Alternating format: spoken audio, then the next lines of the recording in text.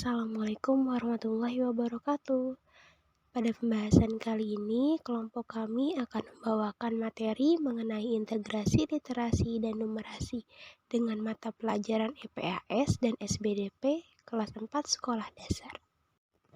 Sebelum lanjut ke dalam pembahasan materi, saya akan memperkenalkan anggota kelompok. Ada Hana Hanifatunisa, Hanifah Faiza, Haura Aglafida, Rizda Nurhamidah, dan Tintin Agustina. Konsep literasi numerasi merupakan kecakapan untuk menggunakan berbagai macam angka dan simbol yang terkait dengan matematika dasar untuk memecahkan masalah praktis dalam berbagai macam konteks kehidupan sehari-hari. Kita lanjut pada materi pertama, yaitu integrasi dengan mata pelajaran IPAS. Perlu kita ketahui capaian pembelajaran IPAS, yaitu peserta didik mengamati fenomena dan peristiwa secara sederhana dengan menggunakan panca indera dan dapat mencatat hasil pengamatannya. Kemudian, alur tujuan pembelajaran IPAS yang pertama, siswa dapat menganalisis hubungan antara bentuk dan fungsi bagian tubuh tumbuhan. Yang kedua, siswa mengidentifikasi wujud zat. Yang ketiga, siswa menganalisis perubahan wujud. Yang keempat, siswa mendeskripsikan jenis-jenis gaya dan manfaatnya dalam kehidupan sehari-hari. Dan yang terakhir, siswa menciptakan teknologi dengan prinsip pesawat sederhana untuk memecahkan masalah dalam kehidupan sehari-hari. Pada tujuan pembelajaran yang pertama, siswa menganalisis hubungan antara bentuk dan fungsi bagian tubuh tumbuhan. Integrasinya ditunjukkan melalui kegiatan melakukan proyek penanaman tanaman, di mana peserta didik diminta untuk melakukan pengamatan pertumbuhan pada tanaman yang ia tanam. Siswa dapat menanam jenis-jenis tanaman yang tumbuhnya cukup cepat seperti kacang hijau, bayam, kangkung, dan sebagainya. Lalu, siswa menyiapkan perlengkapan untuk menanam seperti pot 2 buah dapat dimanfaatkan dengan barang bekas untuk membuat pot. Kita beri nama pot A dan pot B. Kemudian ada tanah, pupuk, biji yang mau ditanam, dan air. Selanjutnya, simpan pot A di tempat yang terkena sinar matahari. Kemudian kita simpan pot B di tempat yang tidak terkena sinar matahari. Lalu amati pertumbuhan tanaman setiap minggunya dengan menggambar pertumbuhan pada jurnal kalian. Kemudian mengukur tinggi pertumbuhan dengan penggaris dan catat di jurnal ya, disertai dengan adanya tabel untuk mencatat pertumbuhan setiap harinya. Oke, selanjutnya kita masuk ke alur tujuan pembelajaran yang kedua dan yang ketiga, yaitu siswa mengidentifikasi wujud zat dan siswa menganalisis perubahan wujud zat. Integrasinya ditunjukkan melalui contoh kasus yang diperlihatkan mengenai apa itu massa. Dapat kita lihat ada dua gambar. Gambar yang pertama yaitu ada dua perempuan yang memegang makanan. Dengan narasi seberapa berat makanan ini, carilah kemasan makanan yang ada di lingkungan sekolah. Kemudian amati pada kemasan tersebut angka yang diberi akhiran G.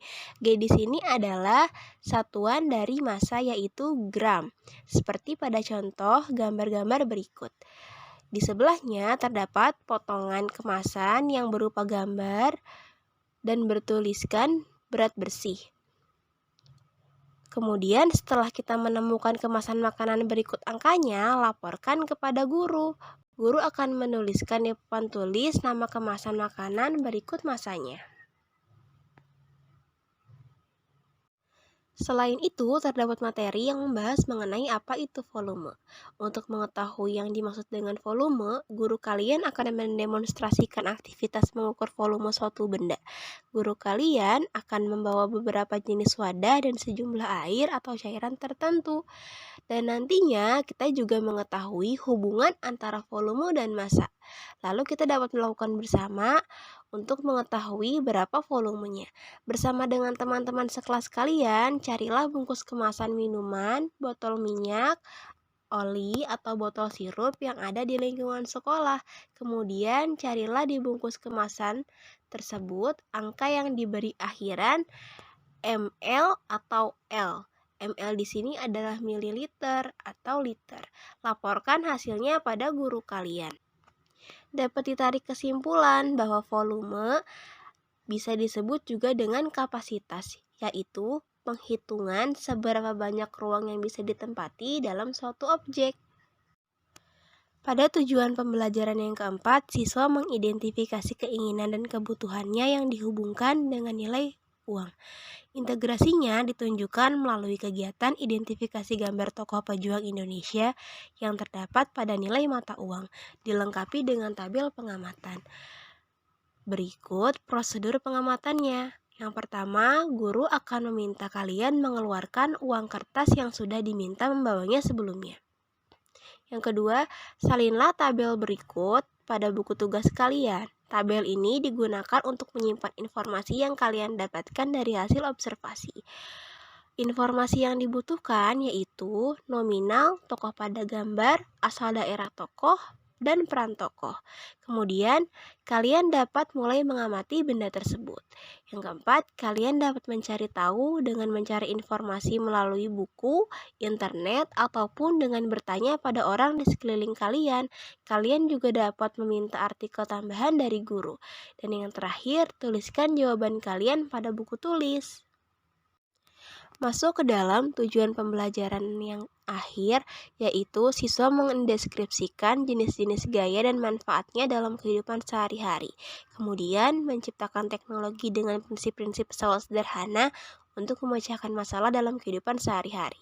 Integrasinya dapat ditunjukkan melalui kegiatan pengamatan gaya gesek pada permukaan benda, membutuhkan alat dan bahan sebagai berikut. Yang pertama ada bola, yang kedua benda berbentuk kotak. Usahakan ukurannya mirip dengan bola. Dan yang ketiga, ada papan. Yang keempat, lembar kerja. Mintalah pada guru kalian. Peserta didik diminta untuk membuat bidang miring. Lalu di atas bidang miring disimpan bola dan kotak yang akan diluncurkan. Peserta didik diminta untuk mengamati benda yang paling cepat meluncur dari kedua bangun ruang tersebut. Dan ini ada gambarnya sudah dicantumkan agar peletakan benda-bendanya tidak salah ya. Dilanjut untuk materi yang kedua yaitu integrasi dengan mata pelajaran SPDP. Capaian pembelajaran SPDP itu sendiri yaitu menuangkan pengalaman, pengamatan, atau meniru bentuk dari lingkungan dan budaya sekitar, serta perasaan atau minatnya dengan lebih terperinci ke dalam karyanya. Ditunjukkan dengan kemampuan membuat karya yang lebih menyerupai kenyataan, meskipun proporsi masih berdasarkan penglihatan sendiri. Nah, alur tujuan belajar SPDP yaitu mengenal dan mengeksplorasi pilihan ragam hias dan unsur dekoratif budaya lokal.